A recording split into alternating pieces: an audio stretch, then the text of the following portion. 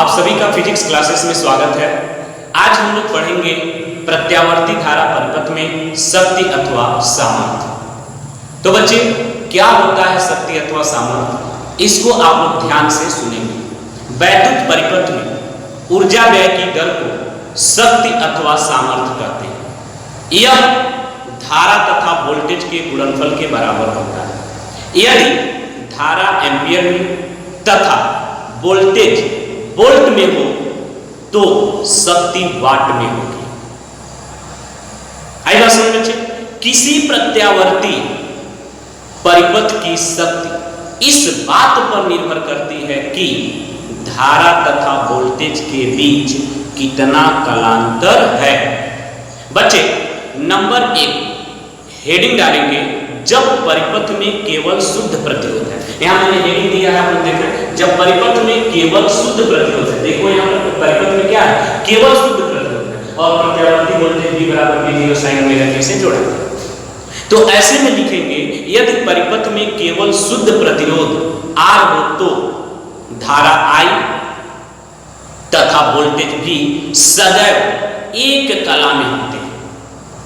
ऐसे परिपथ में किसी क्षण वोल्टेज तथा धारा के मान को निम्नलिखित समीकरण से प्रदर्शित करते हैं। तो पहला वोल्टेज के मान को हम V बराबर जानते हो, V0 sin ओमेगा t, तथा धारा के समीकरण को I I0 sin omega t। ये हो गया बच्चे।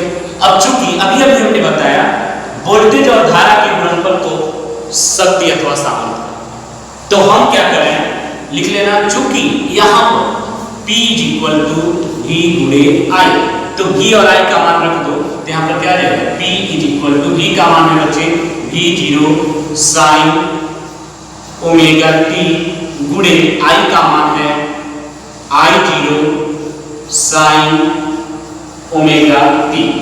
ये हो जाएगा बच्चे। अब यहां पर देखें आप लोग, P बराबर V0 into I0 sin omega t में sin ओमेगा t का गुणा कर रहे हैं, तो यह हो जाएगा sin स्क्वायर ओमेगा t। क्या हो जाएगा, sin स्क्वायर ओमेगा t। अब यहां पर पैरा चेंज करके आप लोग लिखेंगे एक पूरी साइकिल के लिए, क्या लिखेंगे, एक पूरी साइकिल के लिए साइन स्क्वायर ओमेगा t का औसत मान 1/2 होता है। पूरी साइकिल के लिए साइन स्क्वायर ओमेगा t का औसत मान कितना होता है, 1/2 होता है। अतः एक पूरी साइकिल के लिए परिपथ में औसत शक्ति 6, परिपथ में क्या हो जाएगा, औसत शक्ति 6। आगे बात समझिए। तो यहां पर हम क्या कर रहे हैं, अब देखो कि साइन स्क्वायर ओमेगा t के जगह पर हम क्या लिख सकते हैं, 1/2। तो यहां पर देखो साइन स्क्वायर ओमेगा t है कंप्लीट साइकिल, इसकी value sign square omega t की जगह हम क्या रखते हैं, 1/2। तो लिखोगे अतः P क्या हो जाएगा, V0 इंटू I0 और इंटू यहां पर हो जाएगा बच्चे 1/2। यहां पर P बार लिख लीजिए, औसत शक्ति 6 बोला हूं, तो P बार करते हैं, या करके आप लिख लीजिएगा, या करके P बार हो जाएगा V0 इस 2 को हम लिख सकते हैं √2 और I0 √2। देखो √2 में √2 का मल्टीप्लाई करोगे तो 2 होगा, ठीक है। इससे आपको फायदा क्या मिलेगा, या करके आप लिख लेंगे P बार V0 अपॉन √2 को हम लिख सकते हैं VRMS इंटू I0 अपॉन √2 को हम लिख सकते हैं IRMS। ये हो जाएगा। आगे बात समझिए। अब इसके नीचे आप लिख लेंगे, अतः शुद्ध प्रतिरोध वाले प्रत्यावर्ती धारा परिपथ में औसत शक्ति 6 VRMS तथा IRMS के गुणनफल के बराबर होता है। हम पढ़ेंगे जब परिपथ में प्रतिरोध तथा प्रेरकत्व दोनों, अर्थात LR परिपथ पढ़ेंगे। क्या पढ़ेंगे, LR यहाँ पर एल आर परिपथ आपको चित्र में दिखाई दे रहा है। इसमें थोड़ा सा मैं लैंग्वेज बोल रहा हूँ, आप सभी लोग लिख लें। यदि परिपथ में प्रतिरोध R तथा प्रेरकत्व L है तो धारा I वोल्टेज V से कला में फाई कोण पश्चगामी होती है। फाई कोण क्या होती है? पश्चगामी होती है। तो यहाँ पर देखो 10 फाई इज इक्वल टू, आप जानते हो यहाँ पर लिख देना 10 फाई इज इक्वल टू लंब आधार होता है, तो यहाँ से क्या हो जाएगा ओमेगा L बाई R। यहाँ से देखो ओमेगा L बाई क्या हो जाएगा R। इसके नीचे आप पैराग्राफ चेंज करके लिखिए, ऐसे परिपथ में किसी क्षण वोल्टेज V तथा धारा I के निम्नलिखित समीकरण से दिए जाते हैं। ऐसे परिपथ में किसी क्षण वोल्टेज V तथा धारा I के मान निम्नलिखित समीकरण से दिए जाते हैं। आइए समझिए।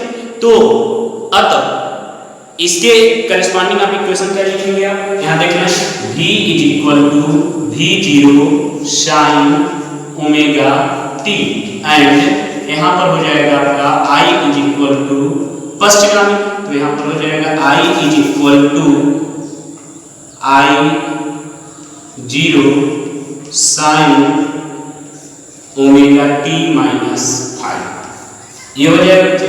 चूंकि आप जानते हो P इज इक्वल टू क्या होता है? V इंटू I, तो V और I का मान रखते हैं, तो P बराबर क्या हो जाएगा? V0 sine omega t into I का मान रख दो I0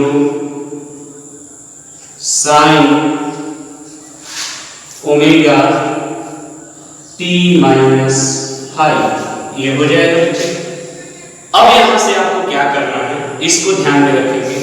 यहां से इसमें साइन ए माइनस बी का फार्मूला आप लगाएंगे। क्या करेंगे? साइन ए माइनस बी का। अब हम यहाँ पर क्या करेंगे, यहाँ पर ध्यान दीजिए, V0 और I0 को हम एक पास लिख लें, तो यह हो जाएगा याद करके P बराबर V0 इंटू I0 और यह आपका हो जाएगा sine omega t into sign omega t into हो जाएगा sine omega t minus five. ये रिजल्ट आ जाएगा बच्चे। आएगा समझे? अब आपको क्या करना है बच्चे, यहाँ पर ध्यान दें, इसको हम तोड़ेंगे साइन ए माइनस बी के फार्मूले से। किस फार्मूले से तोड़ेंगे? साइन ए माइनस बी के फार्मूले से। तो यहाँ पर देखिए आपके पास क्या रिजल्ट आ जाएगा जब इसको हम तोड़ेंगे। यह आ जाएगा P is equal to V0 I0 sine omega t।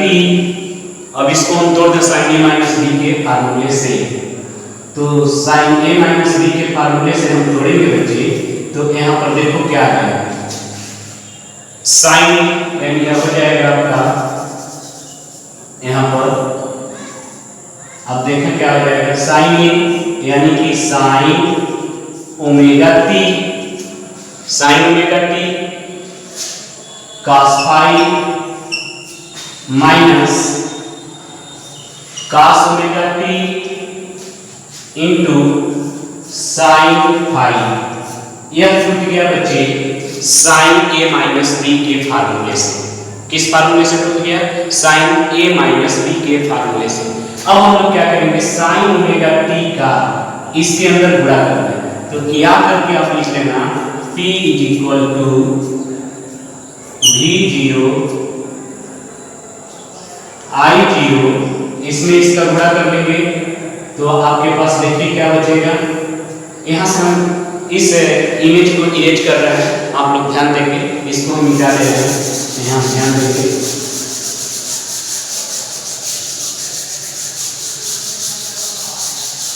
अब देखो बच्चे यहाँ पर क्या हो जाएगा, इसमें इसका गुणा कर देंगे तो ये हो जाएगा sine square omega t into cos phi minus यहाँ इसका गुणा कर देंगे, इसका गुणा इसमें कर देंगे, यह हो जाएगा sine omega t into cos omega t into sine phi. ये रिजल्ट आ जाएगा बच्चे। आइए समझिए, अब एक स्टेप और चल बच्चे, यानी कि sine omega T cos omega T, अगर यहाँ 2 रहता, एक स्टेप और हम चल लेते हैं। P इज इक्वल टू, या करके लिख लेना, P is equal to V0 I0, ये हो जाएगा आपका sine square omega t into cos phi.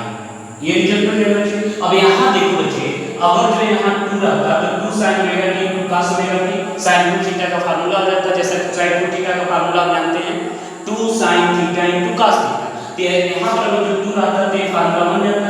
इसलिए हम यहाँ पर क्या कर रहे हैं, अब सूत्र बनाने के लिए 2 से यहाँ पर भाग कर देना है और 2 से गुणा कर देना, ताकि मान में कोई फर्क न पड़े। और ये हो जाएगा 2 sin omega t into cos omega t into आपका हो जाएगा साइन फाई। ये रिजल्ट आ जाएगा। ठीक है, एक स्टेप और यहाँ पे चल लेते हैं, या करके लिखेंगे आप P is equal to V0 into I0, यहाँ पर हो जाएगा sine square omega t into cos phi minus 1/2। यहाँ देखो 2 sin omega t into cos omega t, किसका फॉर्मूला हो जाएगा sin 2 ओमेगा टी इंटू, ये बच जाएगा आपको इंटू साइन फाई। ये आपका आ जाएगा। अब देखो बच्चे, कोई पूछे कैसे हुआ तो आप बता सकते हो, sin 2 थीटा का फार्मूला होता है 2 sin theta into cos theta. अब देखो बच्चे, एक पूरी साइकिल के लिए sin स्क्वायर ओमेगा टी का मान 1/2 होता है तथा sin 2 ओमेगा टी की वैल्यू 0 होती है। यहाँ लिख लेंगे पूरी साइकिल के लिए, क्या लिखेंगे, लिखे आप लोग पूरी साइकिल के लिए sin स्क्वायर ओमेगा टी की वैल्यू 1/2 तथा यहाँ पर लिखेंगे sin 2 ओमेगा टी की वैल्यू 0 होती है। जब ये 0 हो जाएगा बच्चे, तो यहाँ पर देखो, यहाँ पर आप लोग क्या देखते हैं, जब ये 0 हो जाएगा तो ये रहेगा sin 2 ओमेगा टी की वैल्यू 0 हो जाएगा, तो पूरा टर्म आपका 0 हो जाएगा। ठीक है, तो याद करके हम बढ़ जाएंगे, P इज इक्वल टू, ये हो जाएगा V0 इंटू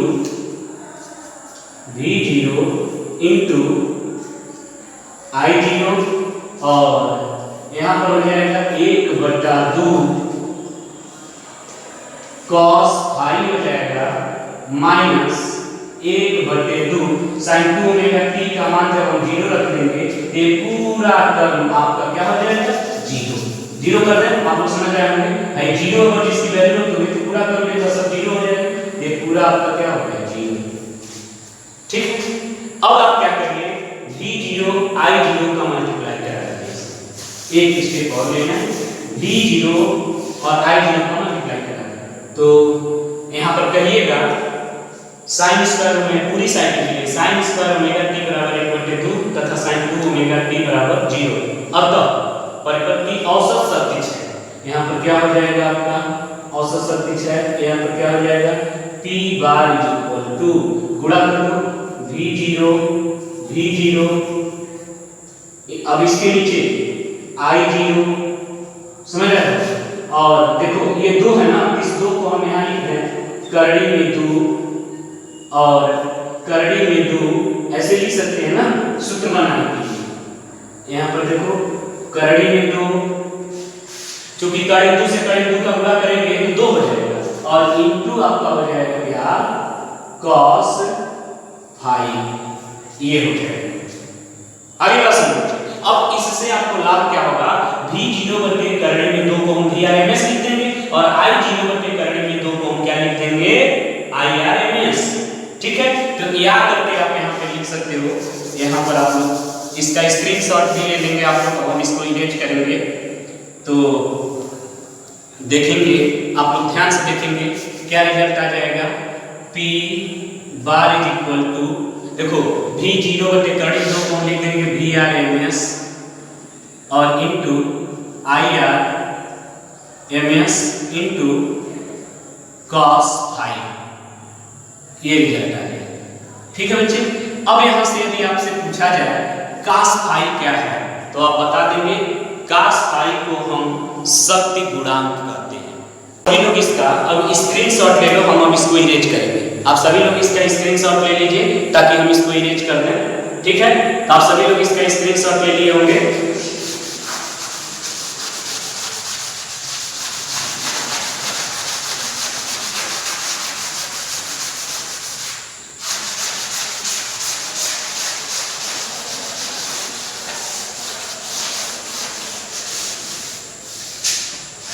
अब यहां से देखो बच्चे, ये आपका हो गया LR परिपथ। अभी हमने एक डायग्राम बनाया था जो मैंने मिटा दिया। यहाँ पर देखिए, ये आपका R है, ये आपका ओमेगा L है, ये आपका फाई है। तो अंडर रूट ये क्या हो जाएगा R² प्लस ओमेगा स्क्वायर और ये हो जाएगा L²। ठीक बच्चे, अब इसमें जरा एक मैं लैंग्वेज बोल रहा हूं, आप सभी लोग इसमें लिखेंगे।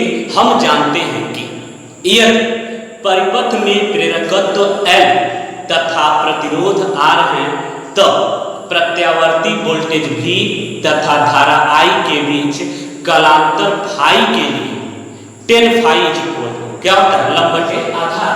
तो यहाँ पर क्या आ जाएगा आपका 10 फाई इज इक्वल टू लंब, यहाँ से एंगल बन रहा है तो ये लंब हो जाएगा ओमेगा L बाई हो जाएगा R, ये हो जाएगा।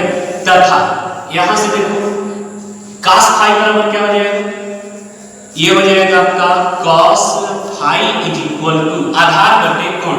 तो आधार आपका ये हो जाएगा R, आधार ये हो जाएगा, अब कोण क्या हो जाएगा under root R² plus omega square और ये आपका हो जाएगा L², ये हो जाएगा।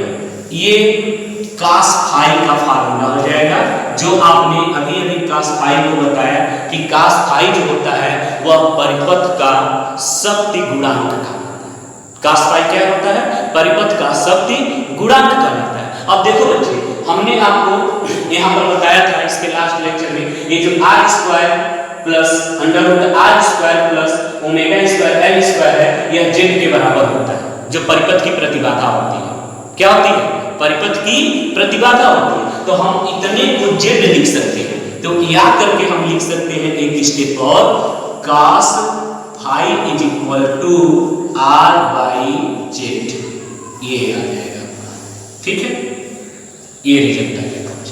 तो प्यारे बच्चों, आज के हमारे लेक्चर में बस इतना है।